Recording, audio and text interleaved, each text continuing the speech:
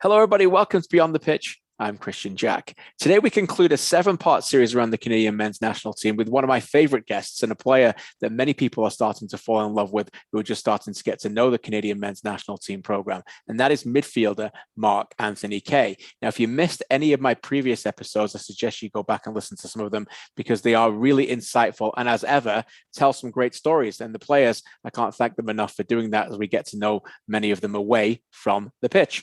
If you missed them, Richie Laryea is available, as is Jonathan Osorio, Alistair Johnston. There's a great discussion, of course, with Maxime Crepeau, Samuel Piette, and Kamal Miller. And today, my 7th guest is, as I said, Mark-Anthony Kaye. Now, I've had the pleasure of interviewing Mark a number of times, and he's told his story in the past where obviously he was taken away from Toronto FC, cut from there, went a different route, went to Louisville, eventually was scouted by LAFC when playing for Canada and Bob Bradley, and had a very successful time in Los Angeles, playing for one of the best teams and great fan bases in all of Major League Soccer, making it all the way to a CONCACAF Champions League final where he played very well in that game. Mark recently got traded from LAFC to Colorado and tells me all about that in this fascinating, insightful discussion where I can't thank him enough for being open and transparent about it. Mark got the call when he was on the bus once in Texas during the Gold Cup and was comforted by his teammates, these very men who he's going to try and qualify for a World Cup with, again, strengthening that bond. He opens up about the difficult time that was the case of getting traded, how he's thriving now in a very successful team in Colorado. And as ever with Mark, never shies away from really going above and beyond in terms of expectations. He talks about how strong he really believes of a disappointment it would be if this team did not make it to the World Cup. So many great discussions in there and a wonderful tidbit at the end about his mum that almost brought tears to my eyes. We'll get back onto that at the end, but here for now is my insightful discussion with Canadian men's national team midfielder Mark-Anthony Kaye. Enjoy. Pleasure now to be joined by Mark-Anthony Kaye from Colorado. That sounds a little bit strange for me to say, I know, but I know you're getting used to it. But how's everything going? We're getting ready for the Canadian national team coming as well. But how's life, my friend? Yeah, it's good. Obviously, a little transition happening over here the last couple of weeks, but everyone has been really warm and welcoming to me here in Colorado. The team has been doing really well, which makes life a lot easier. So I'm just finding my way to fit in and continue helping them moving forward. But other than that, things are good. So I'm really happy right now. Good to hear that you say the word happy. I've been privileged to interview you a number of times now during your career, and I always enjoy our chats. I think the insight that you bring is really intelligent, and I know a lot of people have said to me in the past how much they've enjoyed them and take inspiration from you, and you never hide away from how you come through adversity. I think that's a great example of it. So I'm not saying that the move to Colorado was adverse for you, because it obviously is going well, but how's that? How does a pro athlete handle that? When it happens, you're in the middle of Canadian camp, you get that. How do you feel? How do you go about that? And I'm sure you got loved ones around you to support that, but what's that like for you? Yeah, it was definitely difficult. I had an idea that something like this would happen, but I didn't know it would go that way that quickly. So I kind of was a little prepared for it, but it caught me off guard a little bit. But like you said, I did have a good support system around me. And I think it really helped out that I found out with the national team. So it wasn't like walking to training one day and finding out you're traded and then, all the emotions hit you. So I was actually on the bus headed to Houston from Dallas. And I was able to be comforted by like 5 to 7 players when the news broke, and everyone was excited for me because they knew what this meant for my career moving forward. So it's never easy, but you always have to have the right mentality going into it and understand that things like this happen in the sport, and you're paid to do a job. So when you get to the new team, you got to make sure you hit the ground running. And so far, so good. You paid to do a job, and you're doing a great job of it already. You got the goal, as you said, the team's flying, great coaching staff there, and it's a tremendous organization. But if you don't mind, take us into that when you're on that bus. You get that text or you see that news. I'm sure your mind's flying a million times a minute, is it? You want to speak to your fiance, you're thinking about where you live, what you're going to do next. You've got players around you. That must be so difficult to comprehend, Mark. Yeah, it was a lot. Obviously, I got a call from LAFC GM, and then got a call from the GM here in Colorado, and things happened pretty quickly. So my phone was buzzing a lot.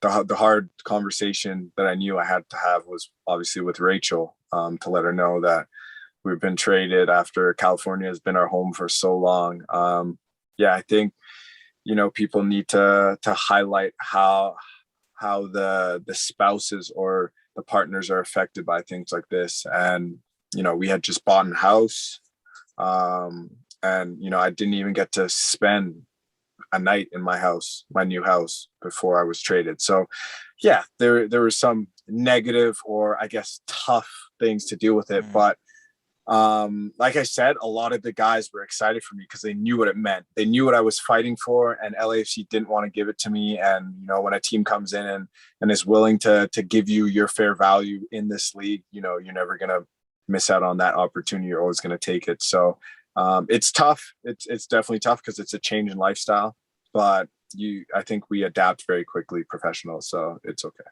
You certainly do. It's one of the tremendous attributes that you have. I love, by the way, that you said I had to speak to Rachel and tell her we got traded. Yeah. That's a good move, my friend. It's a good move right away. You already know to say you didn't get traded, we got traded, no, right? We did. Yeah. So she was happy. Again, obviously she's been working hard to set herself up in California, especially after last year. The pandemic set a lot of things back, but she's a hardworking girl, so I know she'll figure it out here. And luckily, she actually has some family out here, so that's really nice. Even better. So obviously, it happened with the Canadian men's national team.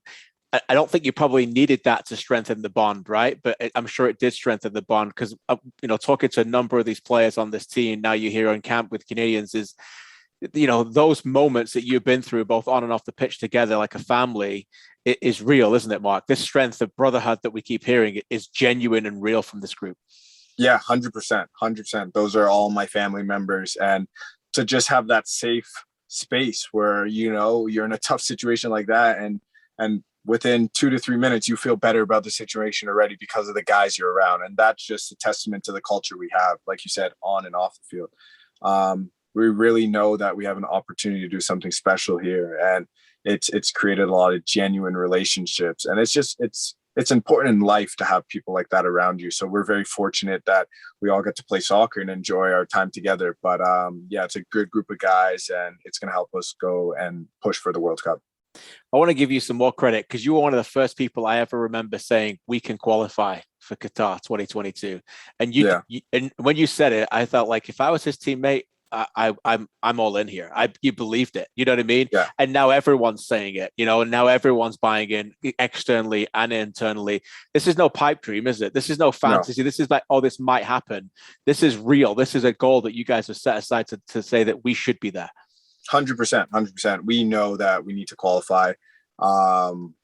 Even after the Mexico game, I told John right on the field, I said, we're going to qualify for this World Cup. We 100% believe it, and it will be a massive failure and disappointment if we don't. We know for sure that we're going to qualify, and it's just game by game we got to take. But it's exciting to have that self-belief within the group. And where does that self-belief come from? Does it come from the top? Does it come from John? Does it come from senior leadership members like yourself? Does it come from maybe everybody, the youth? You got players here still teenagers, obviously world stars, but does it come from everybody? I think it comes from everyone. Obviously, I think, you got to give John credit for being the top leader and the one who kind of set the pace for it. But I think everyone has bought in. And after, these last 3 years where we're competing with the top teams in CONCACAF and giving them a run for their money. And then we have this Gold Cup where we feel terrible about not getting to the finals. It's a different feeling than years before. We knew that we should have won this Gold Cup. It wasn't, oh, we did well, we got out of our group. It was like, no, we're mad that we didn't get to the finals and show everyone that we could win. So there's just self-belief on all levels of the team. And with the young guys coming in, they have a safe space to go and, showcase themselves. Look at a player like Tejan, who has just, exploded on the scene. Obviously, he's done well with the MLS team, but when he comes in now, he's just so confident because we all believe that we're good enough to be in the World Cup. And it's just a great feeling to be part of a team like that. it's a great feeling to be a part of a team like that. But how greater is it for feeling that you're actually making a difference? That you are, I think, you're almost a guaranteed starter in this team now. The way you and Steph are playing in a two in the midfield with Eustachio. And that wasn't always the case, Mark. I go back to the early camp, the World Cup qualifiers. There was the Aruba team and the Suriname team, right? And you were in the other team. And I know John Herman was very complimentary about how you forced your way from that team to get to the other team, almost seen as the second team to get to the first team. And you pushed and you made sure that you were on the first team. How important was that for you to do that? And what does that say for you to now make an impact that you are making, and that in the best 11, you're in it? Yeah, well, like any player always wants to start a game. I always want to be the best version of myself. And I think when I'm at my best level, I should be in a starting 11 wherever I am in the world. But obviously coaches have their certain styles of play or certain personnel they need for a given game. And I think it really showed the development of my character when I realized that it didn't really matter if I started against Aruba or Suriname. I just wanted to make sure that I did my role, played the part so that the team could win. Because at the end of the day, if we all win, we all get to the World Cup. So starting 11, it's great, of course, when you can get in there. But at this point, like, we're all in it for each other. So if there's games where I'm rotated out, that's fine. I'll be on the bench cheering my team on. If there's games where I'm starting, then I'll take that, responsibility and help the team win those games also on the field. So I was asked the question before, but to me, I don't think about it too much anymore. Interesting stuff. Great mindset. What's it like, or what was it like playing inside the midfield with Stefan Eustachio at the Gold Cup, where you guys ran the show a lot of the times? Yeah, it's good. He's a very good player. He's very lively behind the ball. You know what I mean? He gets in good positions where he can make tackles and interceptions, and that works amazing for me, who's the type of player who loves to be on the ball. So when you're working with a midfielder who does that work and then gives you the ball in great positions, then my qualities come out where I can find final passes, and he can also find a final pass too. So we don't always rely on each other to just use our strengths. Sometimes like the other player could do it too. So we've created a good relationship in there, and I'm excited to continue building on it, but he's a great player. Obviously, you're a central midfielder, but I think there's still an element of versatility to your game, Mark, in terms of I like to see you as a left-sided player play sometimes on the right and how you open up the games. Talk to us a little bit about how different that is sometimes when you're asked to do different responsibilities, and also your connections to wide players, because one of the major strengths of this team is those triangles you're forming and how you stretch teams pretty quickly. Yeah, I think it's, because growing up, I played so many positions. Time at TFC, I was left back. Time at Louisville City, I was a left wing. It was only until I got to LAFC that I started playing centrally. So I have a good understanding for what each position requires of that player. And just, understanding the game allows you to be able to be fluid and move with the play. So I think the best players in the world could be caught in any position and figure out how to get out. And I pride myself on working to get to that level. And that's something you got to do. So versatility is important, especially for a coach like John, who has so many good players that like versatility is going to come into it and hopefully get some other guys on the field. So for me, it's just trying to put my attacking players in the best possible position to score goals, regardless of what position I'm in. You guys are united by obviously where you're from, united by belief and also outstanding individual talents that you're all there. The other thing I think you've got a lot about is each one of you have had different journeys to where you are. And each one of you at times, I think almost every one of you, even Alfonso, David, Jonathan, David, were told you guys are not going to make it to this level, right? Is that something that drives this team? Is it something you can feel internally of everybody? I think so. I think we've all seen the hard work that everyone has put in on their own personal careers to get to where they are today. And I do think that bond helps us get closer together. I could probably go on every single player on the team on how they've had setbacks and how they've had to prove themselves in a situation that they should have got an opportunity. So I think that fight that we all have has given us a collective fight to work towards our goal. So, and it's so nice seeing when guys actually get the success they deserve. You know, when you see Alfonso and you see Jonathan David, but when you also see a player like Kyle Larin who has a year like last year, or you see Richie who had to go on an open like a trial to play with TFC and now one of their best players. It's just things like that. So we just know that we really have this deep down motivation to always prove ourselves, and it works together in a group. You have the motivation and you can see you have the drive, but what I also love about it is that it hasn't made you tight. The last thing I would say is that you're a tight group, right?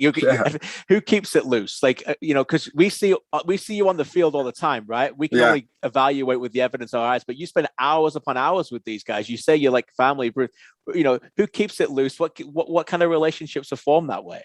Well, the thing is we've all grown up around each other. There's a big percentage of the national team come from Ontario. So we knew each other when soccer was just fun and games and we're just kids, and we remember that, you know what I mean? So yeah, we're grown up now and some have kids and some have wives, but it's the same boyhood dream of being around your brothers, you know? So yeah, we're serious when we need to be, but outside and off the field, it's amazing that you're with your friends all the time. Like, it's the best feeling ever. And that's what keeps us loose. That relationship you have outside of soccer, you know what I mean? That you can call up one of the guys and have a conversation about life stuff. That's really important when I think you're trying to build a successful team and a successful culture. And that must be amazing to be on the other end of that. You talked about them being there for you on that bus ride when you found out, but for you to be there for them, I'm sure you seem like a giving person. For you to just listen to other people and have that must feel great for yourself. Yeah, well, again, like you pride yourself on being a good person, and sometimes to be a good person, you need to just listen and not talk, and to give that safe space to someone. So the amount of times I've had conversations with guys dealing with whatever they're going through, if it's a contract situation or they're not getting playing time at their club, we've all been through that. So we share our experiences with the advice and we just give them an open ear. So I love the fact that we're all so close and we can call anyone up. So it's good. I'll be honest with you. I have a better strength of listening than I have talking. Somehow I was given this job to talk and people ask my opinion on the game sometimes, but I'll be honest, sitting here, listening to you, sitting in quiet, watching games, they're my favorite times, and then I'm asked to talk sometimes and people are on my, what I'm saying. It's not something I'm always that comfortable with. It found me, I love what you said there about listening. That's, for me, is a wonderful way of learning. What about Canada soccer, Mark, where we're at right now in 2021? This is pretty special. No, I mean, I know you followed the game for a long time, but your team succeeding, the women winning gold medals, you know what I mean? Canadian Premier League is thriving. We've got MLS teams getting back to Canada now, and the game's being played at home. This is a stop and smell the roses moment. Yeah. It's about time. You know what I mean? I think when you look at the resources that Canada has, it's about time that things start going well. We need to be a powerhouse in every sport. And us at the men's national team, we're doing our part to push Canada in that direction. Obviously, the women's getting gold does that too. So Canada needs to be a powerhouse. It has to be, and that's what we're working towards. So it's exciting. You're right. It is a very exciting moment right now. No more minnows. No more David versus Goliath stories. Forget it, right? More. We're done with it. Yeah. No, it's done. Last couple with you. And again, thanks so much for your time. I really enjoy it. That anthem that unites you guys when you go over that line, you spent some fun with these guys training all week. The whistle's about to start. You stand arm in arm and you sing "Oh Canada" with your buddies. What's that like? Yeah, it's a special moment. We have always tried to figure out ways to put ourselves out there in a way that shows how united we are. And I think sometimes it's forced, but I think when it comes from the players, it's so genuine and very authentic that it becomes so real that people see that connection between the guys. And I just remember, I think it was, what game was it? I think it was against Suriname in Chicago. And I didn't start that game, and just being on the bench, I just wanted to be so loud singing the national anthem. And then in Haiti, I was like, you know what, like, let's give them a sense of fear. Like, let's be like, we're not scared of you guys. Like, yeah, we came all the way here. The pitch is terrible. It's hot. All the excuses you can make up in the world. But I'm like, let's sing our national anthem with so much pride that these guys are like, oh, snap. Like, these are the players we have to go against. And, kudos to the Italian national team, because they do it all the time. And I felt like, why can't we do that? We're so proud and prideful of our country. We should be able to show that every time we have a national anthem. And now that's the standard. And it's amazing. You see it whenever the national anthem is being played, everyone is blaring at the top of their lungs. And it's just a good feeling. It gets you riled up and ready to go. Yeah, I love it. And you can see it makes a big difference for you guys, and the brotherhood is there. Last one, what would it mean to you personally to get to Qatar 2022? It would mean the world. Right away I think about my mom. I think after everything she's given me, to give her the opportunity to go to a World Cup and watch her son and the country that gave us so much, I think it would make my life. You know what I mean? That's what I'm striving for. And then also all my teammates who have their own dreams and family members who are looking up to them. It's bigger than us. It's not just for me. You know what I mean? And I say my mom first, but then it goes to all the kids who are trying to play this game and really have some role models to look up to. But yeah, it'd mean the world to my mom, 100%. Goosebumps, mate. You got the goosebumps here for me. Yeah, good for you. Go to the mom first, right? Hey, listen, I could talk to you all day. That I say that every time. Every time we have a chat, I could chat with you every day about football, about life, about all sorts of stuff. You just keep swinging, man. Just keep swinging and you keep going out there. You're doing a fantastic job, an outstanding player in MLS, an enormous part of this fantastic Canadian soccer program. You should be proud of where you've gone and how far you've come. Again, thanks so much for your time. Keep up the great work. Thank you, Kristian. Always a pleasure. Always a pleasure. An enormous thanks again to Mark-Anthony Kaye for joining me from Colorado prior to this international break. But as you can tell, there's real strength in those words. And if you're his teammate and he talks to you the way that he talks to me, you can see that you just want to fight with this guy and go out there and run through a wall to try and make it to the World Cup. I love the stories he talked about, but at the end there, that mention when he said, it's not about us, it's beyond us. Talks about his mom, talks about his teammates, but talks about a pathway for other Canadian kids to dream about getting to a World Cup. And now he said it would be a quote, massive failure if we do not make it to the World Cup. There's real belief there. And as I said to him in the interview, he was the first person that I remember saying it publicly that they felt they were going to do that. What about that story he shares there on the pitch in the Gold Cup semi-final when he says to John Herdman after the game, we're going to make it to a World Cup. Belief out of losing just because of the way that they played. Cannot thank him enough and cannot thank you enough for downloading all these podcasts and watching these YouTube videos. We have a tremendous amount of successful numbers about it. It's just all about telling stories. It's about getting these players out there a little bit more, finding ways that we can relate to them. I can't thank them enough for sharing those stories. And again, what an enormous game we've got going. If you're listening to this after the game against El Salvador, I can imagine that that's still fine as well, because as I said, timely interviews about these players, but also, really not time sensitive at all in terms of what you're going to find out about them. Enjoy the game tonight. If you're listening to this on Wednesday, an enormous game against El Salvador, kicked off at 7:30 from BMO Field, live on OneSoccer pregame show at 6:30, and CanPL.ca will have all your sound and reaction and all our written analysis pieces as well. So enjoy it. Thank you, Canada. I hope you're having a great week. Enjoy the match. Take care of each other. Stay well, be healthy and safe. God bless. I'll speak to you soon.